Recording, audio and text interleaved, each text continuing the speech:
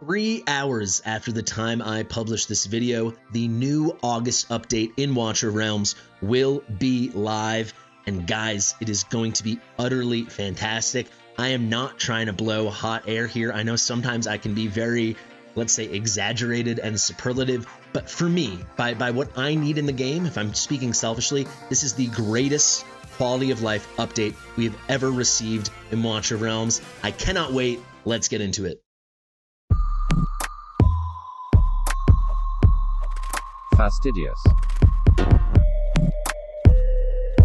Fastidious. How the heck are you guys? I am Fastidious. So there are a lot of things in this update. It's a pretty massive update.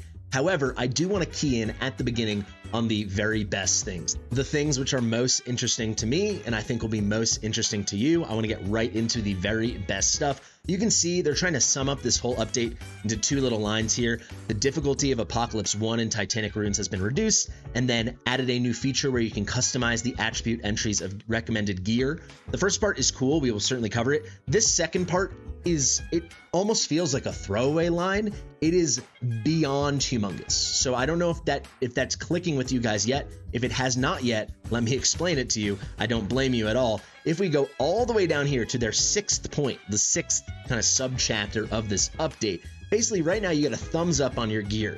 It's like, why does my thumb look so weird? Basically, there's an internal grading system or an internal check in the game where they say with a certain piece of gear of a certain set with a certain main stat, the game is looking and is coded to look for certain substats that are relevant enough to earn that piece a thumbs up designation, aka a good, worthy, potentially piece of gear if it rolls well, right? It's not good. Like they're doing better and better. They've updated a few times, but what the devs have done, it's not up to snuff, at least not for many of us that want it in a really efficient and streamlined way. Now, all the power is on us. We can set full recommendations and then we can share it with each other. So I'm going to make a video tomorrow where I'm going to do a bunch of prep. I will make all my preset kind of recommendation code or however they do it. I'll have all the loadouts essentially. The way you have gear plans, I'll have like the designed loadout for what you want for each piece of gear, eventually for different levels, and we'll share it with everybody. And it's going to be an incredible thing because gear cleanses will become, instead of a 1 to 2 to 3 hour process, a couple clicks of a button. Because you set those thumbs up, you know if it doesn't have a thumbs up, it is trash and it can be sold. Whereas right now, there's lots of good gear that doesn't get a thumbs up and there's a lot of terrible gear that does. So they're adding this feature where you can customize the gear recommendation rules, basically the set of criteria that can earn a piece of gear a thumbs up. Commanders can edit the recommendation rules for any gear set. So you can go set by set by set, and then you can say all the specific things you are looking for that could earn a piece from that set a thumbs up. Commanders can export, and this is something I honestly thought eventually they would always do, number 1 and number 2. Number 3, this is where, let's give them their flowers. This is taking it to the next level. If you agree, let me know in the comments. If you disagree, let me know in the comments. Essentially, you can export your gear recommendation plans, and then you can import plans that other people have exported. So I could make my plans, I could export them. There'll be a certain code. You can then take that code and what I have exported as like Fasti's rules, you can import them. Or maybe you want to go with War Guides' rules or Quaz's rules, or just someone from your guild that has some great rules, or a buddy of yours. It doesn't matter. We can all be sharing rules. Maybe as a community, we'll come together on the optimal rules for each.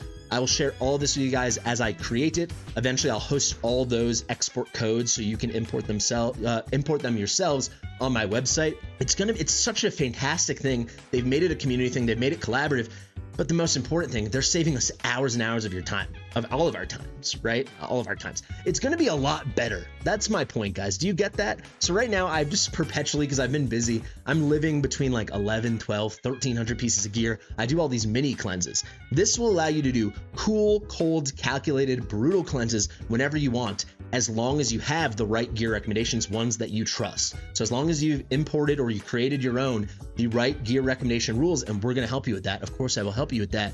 It just saves you so much time and so much peace of mind. You know you're doing the right thing. The things with thumbs up actually deserve thumbs up. You get it? Fantastic. You can also see you can restore edited gear recommendations to the default, so their current rules whenever you want. I do not envision you will ever do that. I could see maybe you don't like my rules and you want to use Destin's rules or Ivy's rules or your friend's rules or your guild leader's rules. Sure. but I can't imagine us as a community, we won't find many better rules and do many better loadouts that we can share with each other than what currently exists in the game, because it is not great.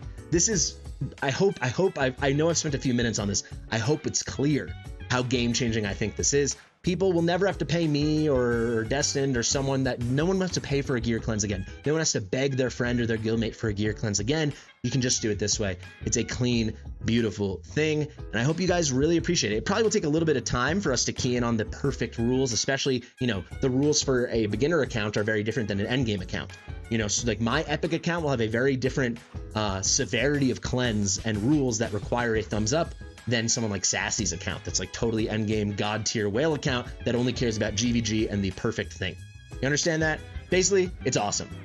The next thing, and they also hid this way down below. Where actually did they hide it? It's so far below I can't even find it. Well, the reason I couldn't find it is because they split it into two places. So here we go, we're on subchapter 4. This is all about Guild Wars, and it's really the first part that is the most exciting. I actually asked the devs about this when I did my dev Q&A with Ivy, and I didn't even have it on the list of questions that were pre-approved from me and the viewers. I just had to ask. It came to my head in that moment. I've been talking about this in videos for months and months. It is my biggest bugaboo with Guild Wars, with GVG, and that is going to be the fact that you have to make sure your right gear is placed on your right garrisoned heroes, the correct heroes, when it resets on what for me is Tuesday evening, right? So as you head into that first Wednesday, Thursday battle. It's so annoying because you got to make sure all your gear is in the right place at the right time for people that move gear around a lot, and certainly for people that are playing all the different times of the day, doing different things. It's hard to ensure that like right before you finish off for the day, everything's on your Valkyra and not on your Zealot, for example, right? This is all changing. Thank goodness. I'm glad they took us seriously. They were very kind when they responded to my question. They're like, oh, that's something we hadn't thought of. We should do that. And they are doing that. So you can see, adjusted the update method for gear and artifact information of garrisoned heroes in Guild Wars. So previously, the gear and artifact information was accessed during matchmaking. So you have Monday and Tuesday, which is your like prep phase, and then matchmaking happens Tuesday into Wednesday. I think this is how the calendar works for most people. Obviously, it slightly differs with your time zone, but you know what I'm saying, right? So game day Monday, game day Tuesday, and then Wednesday, Thursday is the first battle. As you transition from Tuesday into Wednesday, they take a snapshot of your gear at that moment, at reset. So for me, it's like 2 a.m. right? But you guys all know your time for reset. When that happens, that's when they take the snapshot of this is the gear, this is the artifacts, and that becomes locked onto your garrisoned heroes for the next 2 days. And then they do it again when the fight transitions on that Thursday to Friday for your second Guild War battle of the week. That will happen no longer.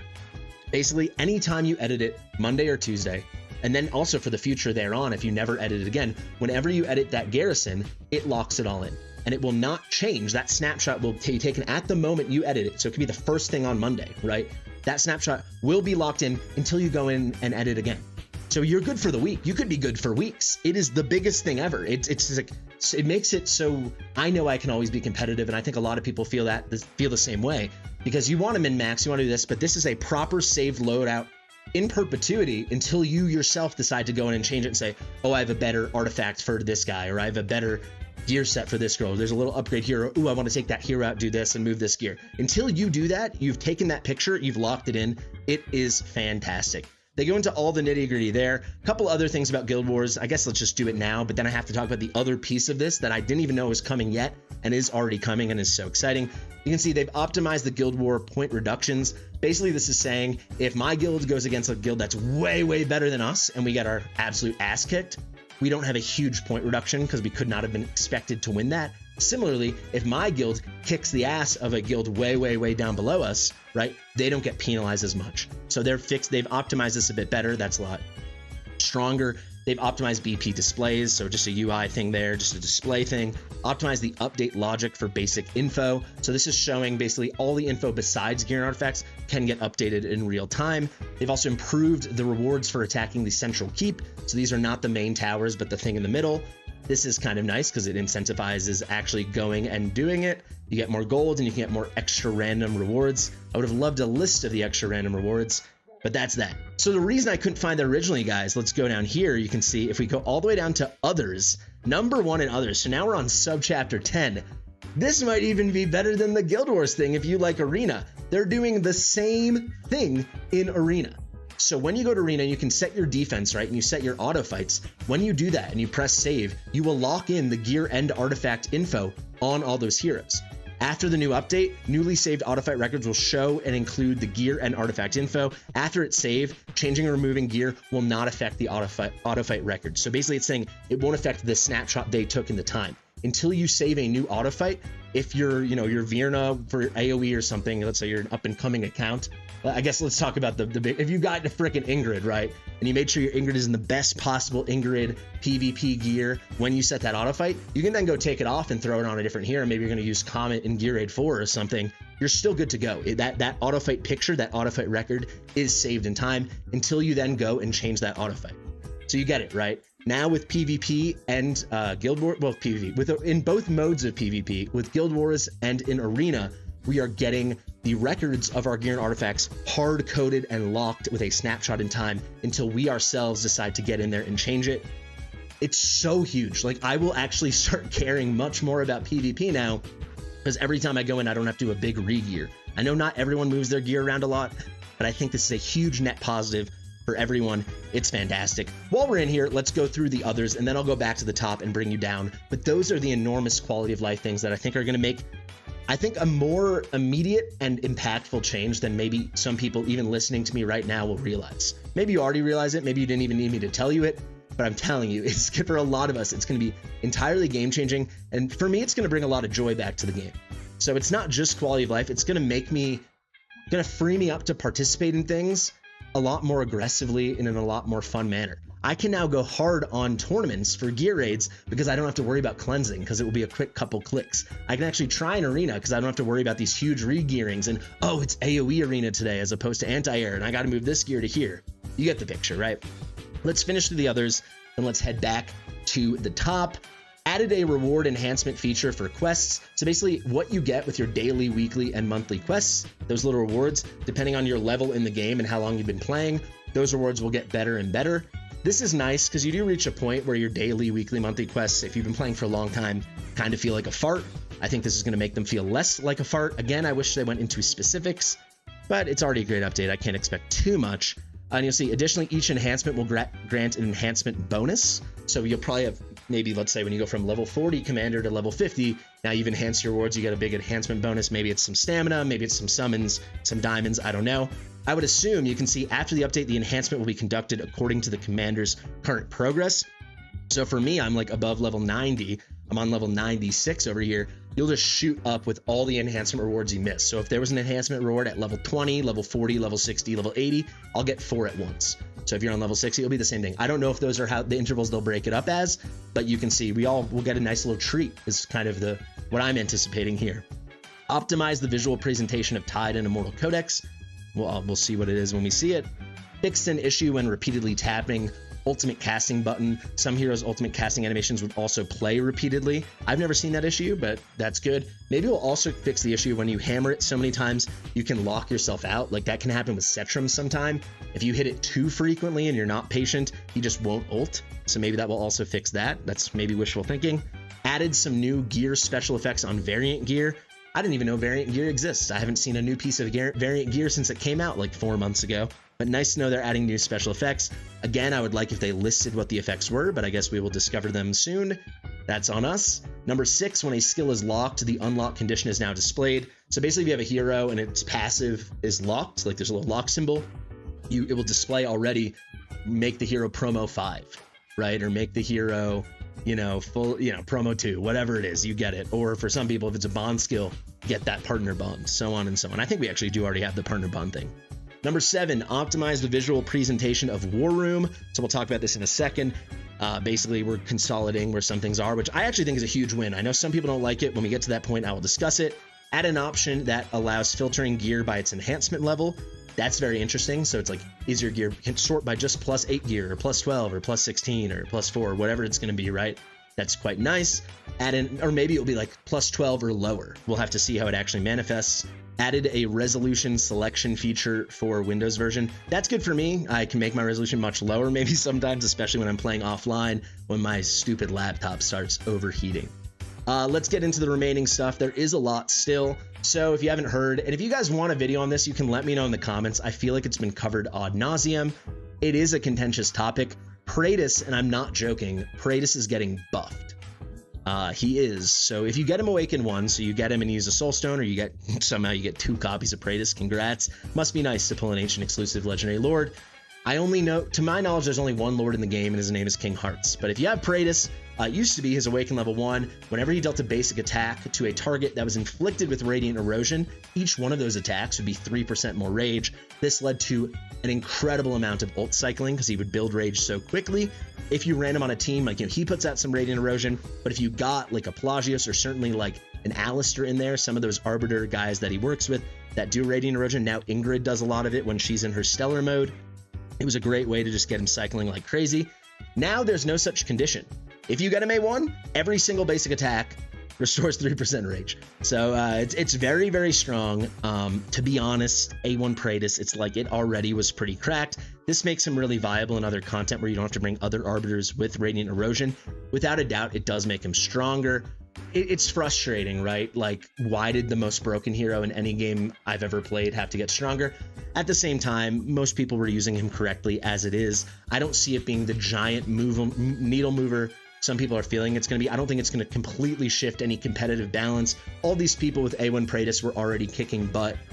They didn't need it to get even better, and it getting even better doesn't make such a better difference, if you know what I'm saying. I don't think it's such a colossal change, since I think these guys were already absolutely mopping the floor with us. But without a doubt, it is stronger. Having no condition, just every basic attack. It's a low-cost ult to begin with. It's supremely strong. It is what it is. I'm not going to lose my mind over it. That's my point. If you want to hear me talk more about it, I'm happy to. Let me know in the comments. Now we've got a buff for a Demon Soldier. This is Maw, so Captain Maw, who actually is a hero on Forerunner. We'll see if he ever makes his way to Global, but he's the first Captain Demon Soldier many of us will ever get, because you get him when you get your 50k in Guild Boss 1 with the Drake. Basically, the way it stands now is when you have Maw, even though you have 8 Guild Wars battles, GVG battles that you can do, you could only use him twice. Now you can do it 3 times. So they've increased his deployment limit by 1. He had a nice little run of sucking, but I know he's been very, very good lately. So for people deep in the GVG scene, this is pretty exciting. And actually, if you're more shallow and there's less good teams to go up against, Maw will be like a one-man wrecking crew. So that's pretty nice. It makes the reward a bit better. Now, something I've already prepared. We've got 3 new exclusive artifacts. I'm gonna actually go hero by hero, and I already got an image over here so we can look at their kit while we talk about those artifact changes. So let's head into the gallery. The first one up is going to be Trusk, and this is the most exciting of the 3. I think Trusts and Falcias are both very good. I think Kinezas we'll have to see. But Trusk, if you can get his exclusive artifact, I think it has the potential to truly make him a viable DPS. Certainly early on and for progression, he could actually become our second viable defense-based DPS. It's kind of him and Gone, and maybe could even make him stronger. So let's talk about it. Trust exclusive over here. Let's make it a little smaller so we're not totally in the way of him, but you get it. It's Uncle Godzilla. When deployed, increases block by 1, so similar to like a Bastion Ring or the Winter's Beard or whatever it's called, Stoic Winter, whatever the one Brokier has. So it's going to increase his block by 1, and then increases his counterattack damage by 100% during his ultimate. Counterattack's a unique thing in his kit. And, you know, it's nice when he does it, but it's not so much damage. Now it's going to be 2x. It's plus 100. I'm trying to find exactly where they outline how the counterattack works. So, guys, you can see it comes during his ultimate. If you go to the second part, additionally, if he's directly hit by enemies, he will trigger counterattacks to deal 300% damage 1 time. This is now increased by 100%. I believe, though, it is going to be a 2x. I think it's going to be 100% counterattack damage. It could be just an additive. Now instead of 300% damage, it's 400%. But if it's just increasing the counterattack by 100%, that would be doubling the counterattacks. So they should be dealing 600%, not 300%. That is TBD. Regardless, they will become stronger and more viable. And then if I pull the artifact up right now, he also will be stronger just in general, because after triggering any counterattacks, he will be able to increase his defense. He is defense based. This also will make him tankier, but you can do it, especially as you promote it, up to 10 times. But even at base, it's 5 times. Each time you do a counterattack, you'll increase this defense by 3%, and this will be a post-deployment boost. So you can think to how strong like an invigoration buff is on an attack-based damage-dealing hero. This will be even stronger once you get 5 stacks. That's a 10% post-deployment attack boost. This is going to be a 15% post-deployment defense boost, and if you can stack this up to 5 promo by getting a bunch of it over time, good luck with that. It can be 10 times, so a 30% post-deployment boost plus the big counterattack damage buff and the increased block by 1, which is going to be just general viability. To being a good tank, you kind of need that extra block nowadays. So this one I think is probably the most exciting. Next up, we've got Falcia, so let me pull her up for you guys right now. Falcia, they're always trying to make her better and they're always falling short. Let's see exactly if we think this will make the difference. So if we pull it up, you can see with her exclusive artifact, they're going to call it Lucent Flame. It increases her crit damage by 30%, 33%, 36%, 39%, 42%, 45%. It's pretty good. I will say a big part of her kit is doing true damage, which obviously isn't critting, but I guess when she's not doing true damage, she'll still do better damage now with crit damage. Typically, you'd want to see like a post-deployment attack boost. Again, she's like an attack-based healer, so the way Trusk got the defense one, we would love to see her get the attack one. Crit damage can be nice though, but then this is the most interesting part. If we look here, it's going to extend the effect duration of Demon Slaying Stance, which is when she's really doing her nasty work, by 2 seconds. If you don't know it, it lasts 10 seconds. During that, basic attacks will deal an extra 160% true damage, and Shadow Slash, which is when she's doing her ultimate, will do 260% true damage 5 extra times. So that's very, very good, right? So now this is going to last for a whole 2 additional seconds. So it really is going to apply the first thing because the Shadow Slash is only going to happen the one big burst. But also, as you're going to see, the Shadow Slash will instantly send her into that Demon Slaying Stance. So instead of it being like a cycling thing and having a contingency based off of the basic attacks, now it's whenever she triggers ultimate, she's in that stance. That could be a pretty tremendous boost. If you guys want me to test that, I certainly can. But basically now, whenever she does her ultimate, she does the big burst of the Shadow Slash coupled with the big true damage times 5, 260% true damage, and then she stays in that stance for 12 more seconds. It will allow her to cycle quickly. She's got a double hitter on her main here, which allows her to build rage very, very quickly. So you can ult cycle pretty fast. Certainly this, I think, will be her best in slot. Will it make her viable in a lot of stuff? I don't know. She's still very weird, but she does look very cool. So maybe it will elevate her. Let me actually let you look at her. Maybe it's going to elevate her to some new heights. I think it certainly has potential. Now to the one I'm probably the least jazzed about. Kineza is getting an exclusive artifact. Again, I think it's like a nice option for her. I just don't think it's so thrilling. It's all based around Chi, so Chi's like a key part of her kit. So let me read the talent and then let's pull it up. Basic attacks have a 25, so 1 in 4% chance of getting, it's a 1 in 4 or a 25% chance of gaining 1 Chi stack, triggering a dodge, which is something in her kit, which she has a chance to do and increases as you increase her attack speed. It also has a 100% chance of gaining 1 Chi. So all the time when she's basic attacking, she has a 1 in 4 chance to do it. And then if she ever gets a dodge, it's a 100% chance that after that dodge, she gains Chi. So what does the exclusive artifact do? You can see there's a 50% chance of gaining an extra stack every time you trigger a dodge. So now, whenever you trigger dodge, you have a 100% chance of gaining 1 Chi stack, but then the 50% chance that instead it is 2 Chi stacks. The more Chi, the better for her. I'll pull up Chi if you don't know what it is. It's a thing in her kit. It can stack up to 3 times. When you reach the maximum, she starts generating rage. There's key things in her kit where she consumes Chi. Each stack leads to more damage. You get it. The more Chi on her, the better. That is very much the gist. Let's go to the next part in it. Upon gaining Chi, increases single target damage. And this is kind of why I'm not like so thrilled. 15, 17, 19, 21, 23, 25. So at base, it's a 15% damage boost. Sure, she's going to get Chi faster, which will make her generally stronger. But I don't think that's a big enough damage. I don't see how this is better than, like, if you've got her built well, I don't see how this is better than a Wailing Skull, especially since she's not going to get hit that much with her dodges. And if it's like boss content where she's not going to get hit much, I don't see how it's better than a Frigid Flame. I don't think it's a best in slot for her unless there's something I'm missing, or if you get her dodging maybe constantly. But with only a 15% single target boost, it's not the artifact of the 3 for me. But you can see these are pretty cool things. As we go down the list, it's getting slightly less exciting. A fun update nonetheless. Let's keep going. We're nearly done now. We go to the guilds. Now you can see, so this is going to be stuff with Apocalypse 1. They're just making it easier in general. I've heard some people say it's easier for your guild to take it down, not actually easier to kill it. from the little testing I did, it does look like it's easier to kill it. I cannot say that definitively. It might have just been a great account, but regardless, it will be easier, whether it's easier to kill it, to do damage on it yourself, or easier for the guild to kill it. One way or another, it will end up being easier for your guild to kill it, because each one of you will be doing more damage, or the damage required will be less, or maybe it's both. I don't know. Apoc, this one's a little too hard. I think it should be more accessible to a lot of people. I think you shouldn't have to wait months to be succeeding at it. It takes a lot of gear as it is now. Sure, you can do it with all epics like I did, but that wasn't easy, and that was some pretty endgame gear. So certainly making that easier and allowing people to max out one thing a week at least, because Apocalypse 2 obviously is supremely hard, that will be very nice. Now you can see they're adding new stuff to the guild shop.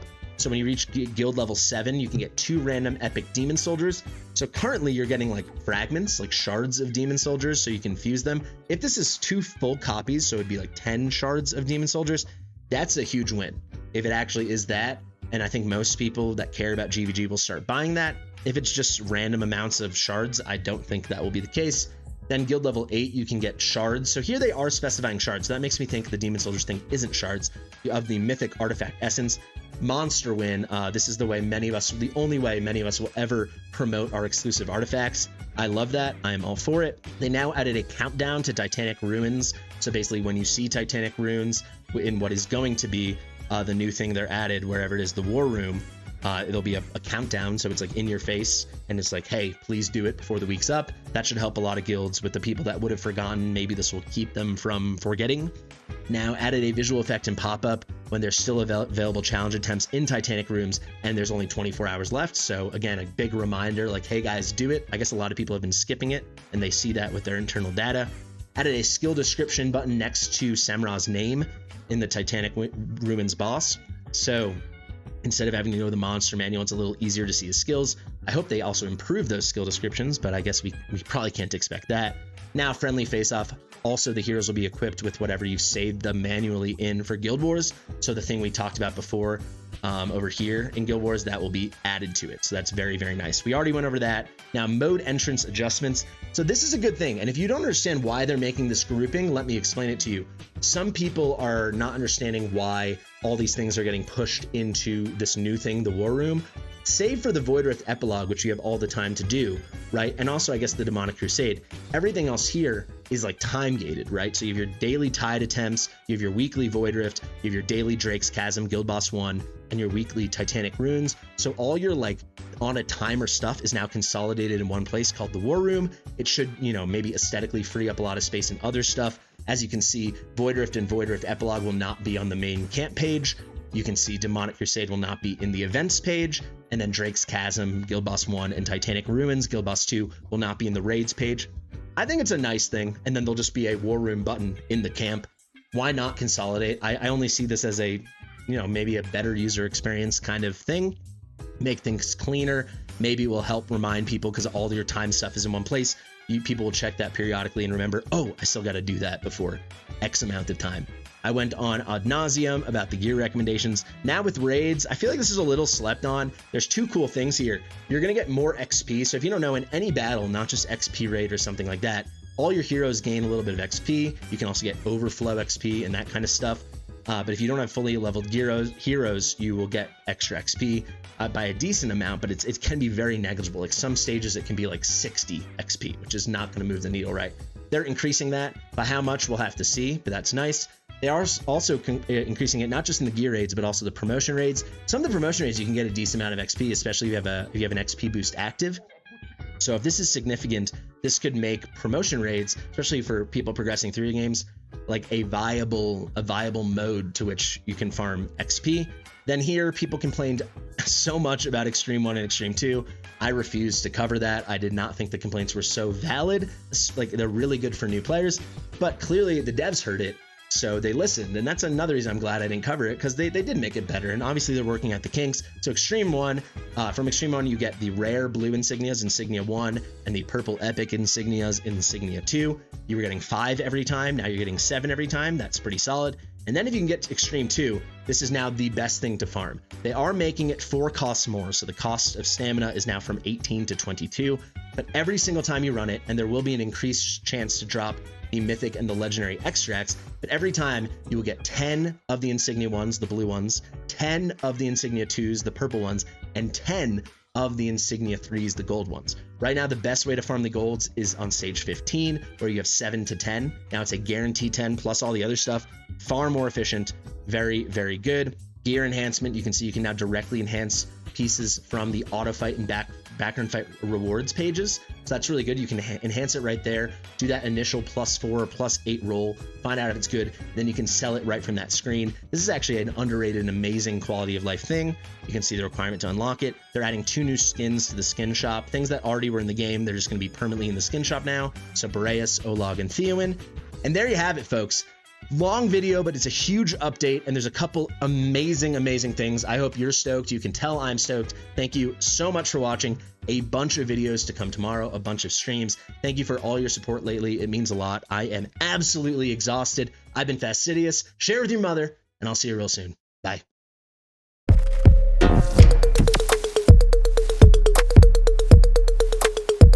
Fastidious.